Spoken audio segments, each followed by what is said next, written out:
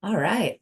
Good morning and welcome to the Employability Skill Series, where we explore the top skills employers are looking for in candidates. Each week, we will cover a different topic with thoughts and insights from professionals in a variety of industries. I'm your host, Watson-Morrow, Senior Associate of Experiential Learning and Employer Relations, and today I have Meredith Prokuski, Associate Director of Career Services, Pre-Health Professions, as my guest to discuss adaptability in the workplace. Meredith Prokuski has been with Florida Southern since 2010 and working in higher education for almost 20 years. During her time at Florida Southern, she has served in a variety of departments, including PR, advancement, alumni, the Center for Free Enterprise, graduate programs in the School of Business, and most recently in career services, where she currently works with pre-health students. She holds a Bachelor of Arts in Politics from Randolph-Macon Women's College and a Master of Science in Industrial and Organizational Psychology from Florida Southern College. She is married with 4 boys and enjoys torturing everyone around her with Broadway musicals. That's very true. So thank you for being here today, Meredith. I am so happy to be here. Thank you for having me. All right. So just tell us just a little bit more about yourself. And I know you're just recently stepped into this role. Just tell us a little bit more about yourself and we'll get started. Sure. Like you said, I've got about almost 20 years in higher ed. What's really fun for me in stepping into this role is it's actually the first time I'm working with undergraduate students. Kind of the first time I get to work with traditional college students. I've spent a lot of time working with graduate students, and some really fun years working with alumni, but this is my first time actually, working with a regular college student, and getting to teach a class. So it's really exciting. That is super fun. I come from a K-12 background, so I've worked with the younger population for many, many years. I actually worked with what I call them the legally challenged because I used to teach in prison. Never was a resident. I always have to make sure that I clarify that. I worked in And point of prison. clarification. Good, yeah. But yeah, they're a really great group. I've been here, I'm going on 2.5 years, and I just love them. They're wonderful. Every semester, especially as you teach in a class, every semester it's like, I love this group. I love this group, and then I get so sad when that group leaves and I'm like, I'm not going to like the next group as much. And then the next group comes by and I'm like, I love this group. I love this group. So they're a wonderful population to work with. And I'm so glad that you're on our team. Thank you. Thank you. Ah. It is a pretty great team, isn't it? I think we've got some great people. Yeah, absolutely. And just a little bit of background knowledge too for the students that are on the call. Like I read in Meredith's bio, she's been with Florida Southern for a long time, and her and I have been hallmates for the last 2.5 years. So I got an opportunity to get to know her on a personal level, not so much professional, just because we worked in completely different departments, but now I have the opportunity to work with her professionally. So I'm super excited that you're here with us. And also students, if you're counting your attendance, there's a QR code on the screen you can scan. If you've logged in with your phone, I did pop the URL in the chat pod that you can click on that. It'll take you to Engage so that you can, track your attendance. So please make sure that you're doing that if you're trying to get credit for your Business 1115. All right, so Meredith, today our topic is adaptability. Let's just start off with what is that? Like, what does that mean to you? Sure. And I started thinking a lot about it when you asked me to be on with you today. And, as I first started thinking about it, I really kept going back to flexibility. And I kept thinking, that's not quite right. That's not where I want to go with it. It's similar, but it's different. Yeah. And I think flexibility is kind of, I don't know, I think of it as more kind of short term, and adaptability is more long term. Okay. Flexibility is kind of like, yes, I can cover your class for you at 8 a.m. one day. Adaptability is, I'm going to step in and teach a class. And no, I don't want to teach all your classes. You can't have them anyway, so. Lovely students. I've gotten to meet some, but I'm good. But I think there is kind of that difference, and it's some of what we'll talk about today, I think, applies to both. But again, that adaptability is more of a long-term, this is how I'm kind of shifting my life, and the way I engage, long term. Okay. So I think that's kind of an important distinction. Okay. Yeah, Um, I hadn't thought of it that way, but yeah, that makes sense. so so yeah, and as I started thinking about it, what does it mean to be adaptable in the workplace? And um, just from my IO background, I love thinking about leadership and different leadership styles. So that's kind of where my brain went. Um, and thinking about, our students and kind of some of the different leaders they're going to have as they start entering the workforce. Um, so, obviously I started thinking about some of the folks that I've worked with, and I think I've been very lucky to work under some great people. But there has been there's been that variety. Where we are now, I think we're very supported in what we do. And we are lucky enough to kind of have a really strong foundation. And then, kind of given that the freedom to say, okay, here's your sandbox, go make it what it needs to be, what you feel it should be. And, we're here to support you and give you the resources you need to do that. But I've been in jobs where I've literally been emailed a spreadsheet that says, fill this out every 15 minutes and tell me what you've been doing. Oh, yeah. A lot of Um, micromanaging. Yeah. Yeah, and email it to me twice a day. I want it at noon, I want it at 5. And, there's, you work with everything, micromanagers to total freedom. And to be a successful employee, you've got to be adaptable, you've got to be able to perform well under either of those, any of those leadership styles. Um, One of the things I kept thinking, I kept going back to Bernard Davis and something he does with his leadership class. And he has them early on kind of to take a survey to find out not just their leadership style, but kind of what kind of person are you? What's kind of your personality? Um, and it comes down to, are you someone who wants to win at all costs, and you're very goal oriented and you're going to do whatever it takes to achieve that goal? Are you more of a people pleaser? Are you more of a rule follower? There are certain rules we need to follow, and this is procedures, and this is how we will do things, and that's how you focus. Um, and of course, there are combinations, and you go through and you see, what do you like on a regular day? What do you like on conflict? And how does your personality change? Mhm. Um, but he would actually go out of his way to, have them do this very early on, see where everyone falls, and then use those results for, class groups, for team, group assignments and things like that. And inevitably, we all want to work with the people that are just like us. We Mhm. all, it's so much easier. If the world was just like me, it wouldn't be a better place. I mean, we all think that. But at the end of the day, that's very rarely the case. Um, so of course, students want to get in that group where they're with like-minded people. Yeah. And he would, of course, go out of his way to say, nope, we're going to mix it up and be very intentional about putting with people with different personality types together. And you could kind of watch them through the semester, at the beginning it was, oh, and they'd get into it and there'd be those Yeah. struggles, and how do I work with this kind of person, and how do I can't work with this. And about midway through the semester, you're like, oh, they're starting to get it. Yeah. They're starting to see the value of this. And by the end of it, they loved it. And when they went on to the next class, you could actually see, wait, no, I'm red, I need a blue. I really need a green on this team, and they'd be looking for those different personality types to really round out those groups and those group projects and group assignments. So they know these are my strengths and these are someone else's strengths. And if we can all work together, it's going to make a better project. It's going to make a better result.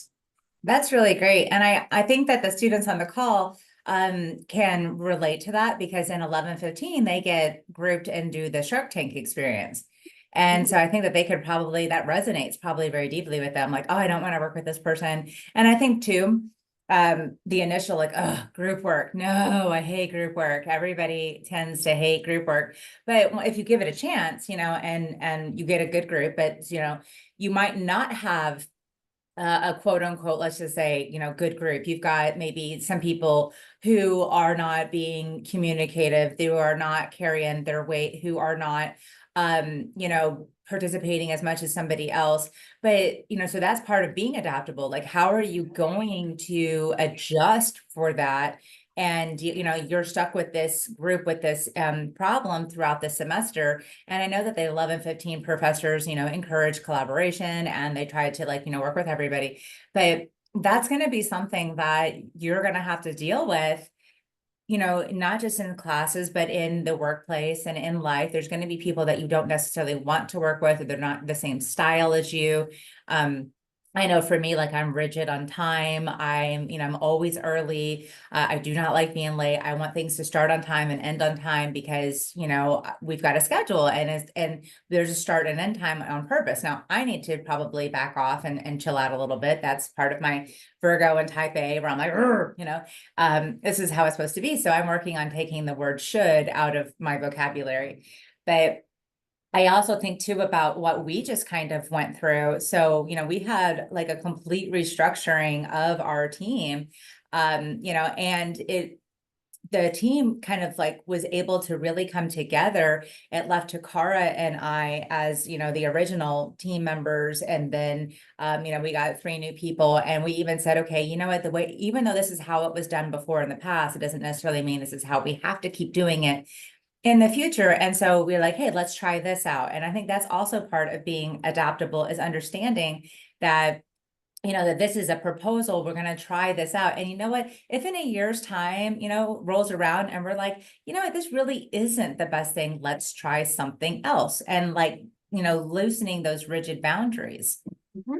Absolutely. I mean, we're all working towards the goal of making something really good, and whether it's the event we're putting on, whether it's an assignment we've got, as a student, it's an assignment we've got for class, the end goal is always we want something of quality. And just remembering one of my favorite little things I think I've got up on LinkedIn is, remember 6 + 3 = 9, but so does 5 + 4. There are lots of ways to get there. Oh, I like that. Yeah.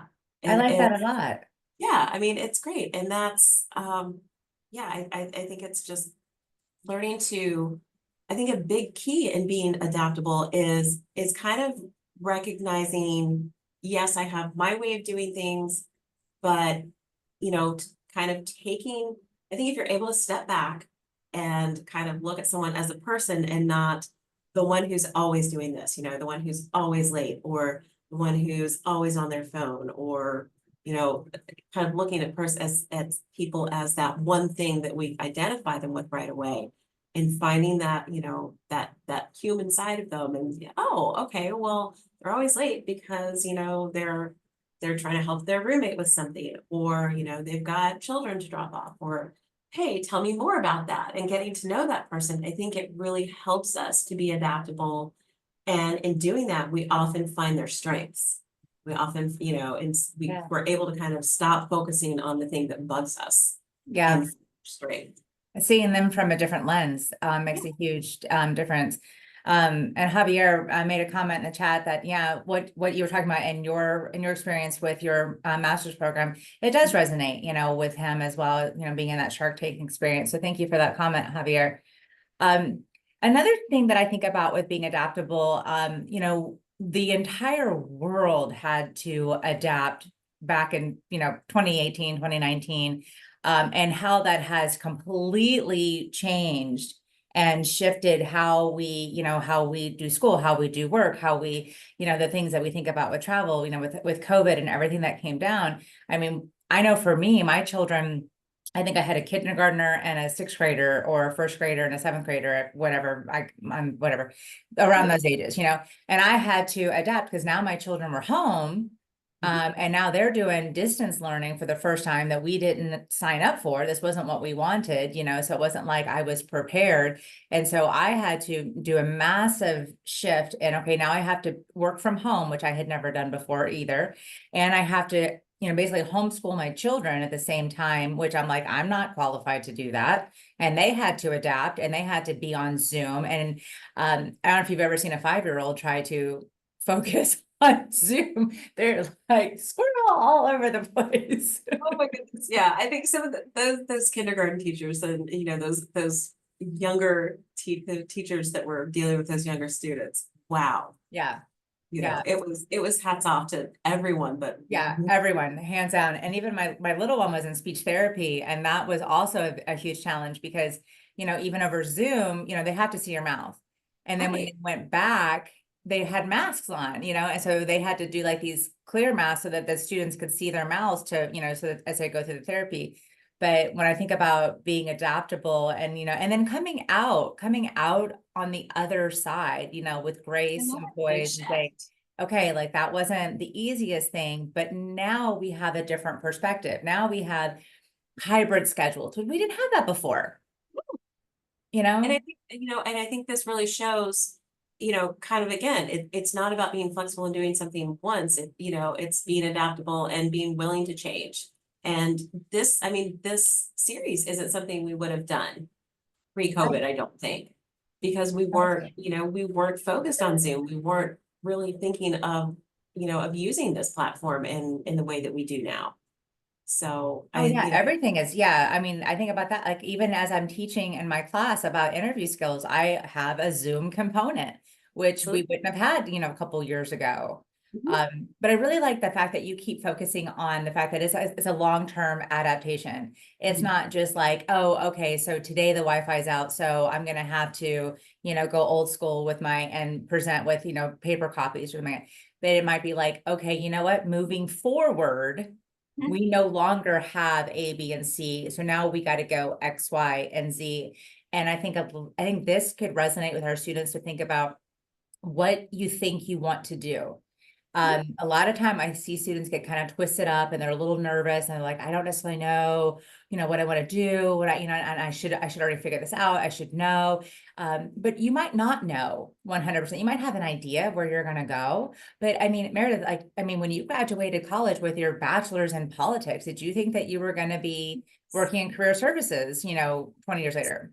Not in a million years. I mean, and I think we can all, a lot of us as adults, we can kind of look back and, I think back and, oh my goodness, I wanted to be a lawyer. I wanted to be a family lawyer. I wanted to be, I was going to be a lobbyist.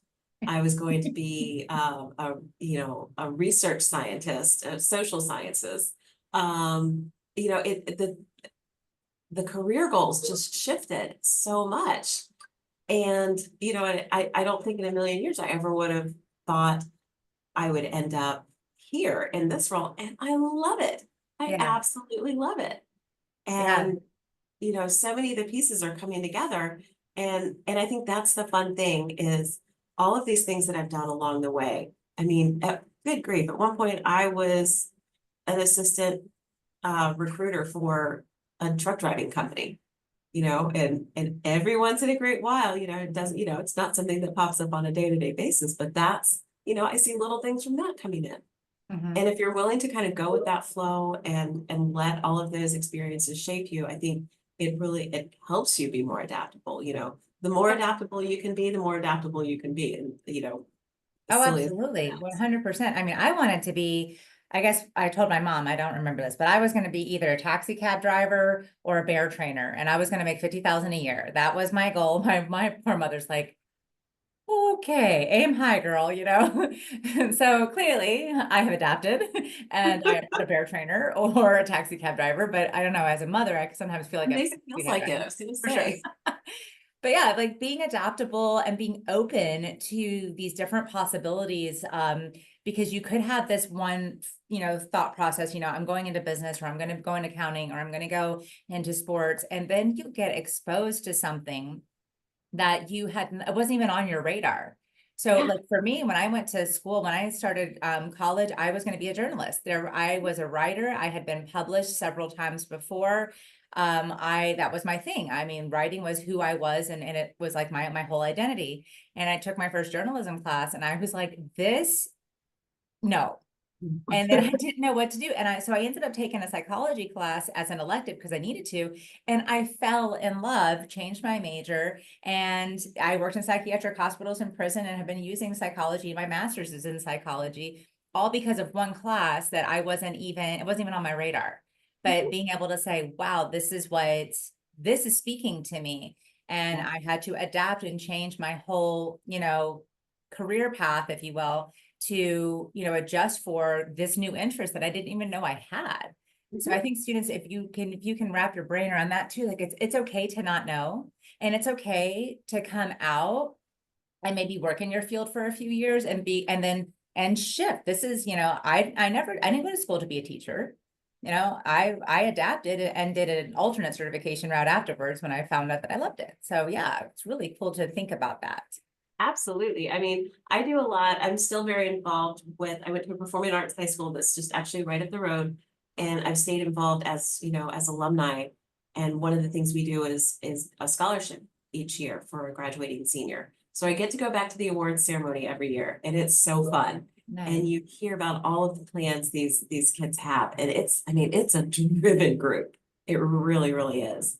And the variety of things they're doing. And you think performing arts, but some of them are going on to be dentists, and some of them are going on to be lawyers, and you hear all these plans.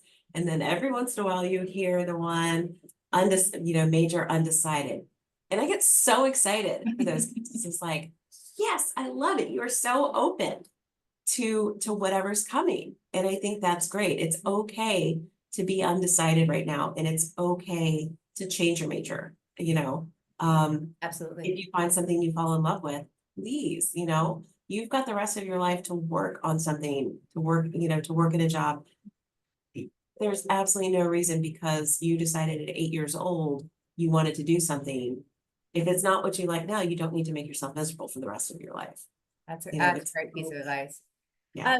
Let me shift gears a little bit on you, Meredith, here, and let me ask you, can you think of maybe a time where you were working with a team or working with a supervisor or working, with somebody who wasn't like adaptable and like, was there just like how did that affect you as a teammate, as an employee? What was that like for you?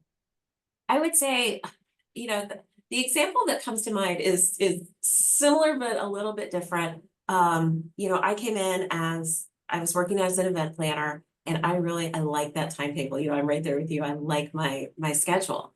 And I was working with someone with a team who would kind of, let me go. And I felt like, oh, this is great. I've got all this freedom to set this up, and I'm making this work. And we'd get to like a week before the event, and bam, everything would change. Oh, And it was, whoa, oh yeah. Also, sorry, I forgot to mention this. And also that idea is dumb, and we can't do that. And no, and everything would be shifted at the last possible minute. oh no. And it was maddening. And that was, and I'd go in and be like, look, I've given you all of this. I've given you all of these updates. What's going on? Why did we not mention this sooner? And, and I guess that's kind of a way of not being adaptable, because it was over and over and over and ever. And that was just, yeah, it was tough. And it got to be like an every event kind of thing.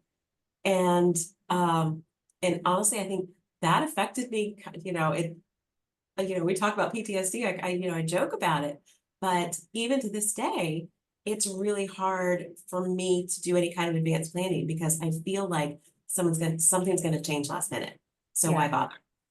That's literally causing me a little bit of anxiety just hearing you tell this, because I mean I've been in that situation too, where it's like, you've done everything you can and you felt like and I've been there too. I've done everything, I've crossed the T's and dotted the I's, and it should go off without a hitch, and then it never fails. The week before, all of a sudden there's this shift, and you have two choices. Basically, you can shut down and Mhm. say, nope, I'm not doing it, I've already done everything, I can't accommodate that, and then have friction and unnecessary like hostility potentially. Or you can say, okay, wasn't in my plan, but let's Wait, figure this out as best as we can. And I also think too, and I like the students to hear this too, because you're gonna stumble into stuff like this. So, you have that choice to either shut down and say, no, I've already done my part. And to me, I think the worst thing that people ever say on jobs is they go, oh, that's not my job. That drives me crazy. And I can see it in your face. You hate that too. Yep. But you can say, okay, all right, I hear you. This wasn't how we planned it, but let's do the best we can, but also feel free. And you should put up healthy, strong boundaries that say, I will do the best that I can. However, there are going to be some limitations, and I cannot make a promise that it's going to Right. come out exactly how you want it to be, but we'll do the best we can. And that is so important. I think I messaged you last night because I was thinking about, what to talk about today. And I thought, oh, I want to touch on boundaries. And I messaged you. I was like, please don't look at this right now. But I've remembered this twice today. And if I don't put it in writing, there's not a chance I will remember it tomorrow. But those boundaries, that's so important because Mhm. it's easy to get caught up in this idea of, especially people pleasers, to get caught up in this, no, I need to make everyone happy. I need to be adaptable. I need to be flexible. Yes, it is important, but you do have to have those boundaries where you can say, this is as much as I can handle. Yes, yes, and you, especially as young professionals starting off, you might run into employers that are not going to respect, they're going to just expect you to roll over and do everything that you're told because you're young and you don't know any better, but you do know better and you deserve better. And so, yes, you have to do what your boss tells you to do. Of course, as part of your responsibility, as part of the hierarchy. But like Meredith's saying, have healthy boundaries.